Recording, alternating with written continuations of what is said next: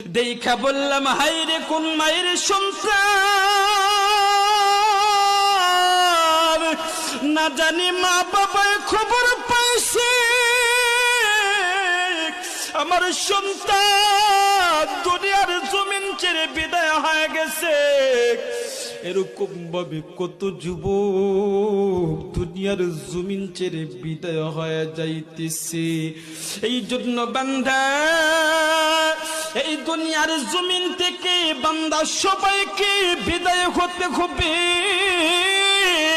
এই দুনিয়ার জমিনে আমরা কেউ থাকবো না, এই দুনিয়ার জমিনে আমরা থাকবো। কথা বলেন না কেন? নাকি মানুষ যখন মৃত্যুবরণ করে তাকে চিরদিনের জন্য ইসিওয়ালা রুমের ভিতরে সুন্দরভাবে সাজায়া যায়? হ্যাঁ, তাহলে কি করে? মাটির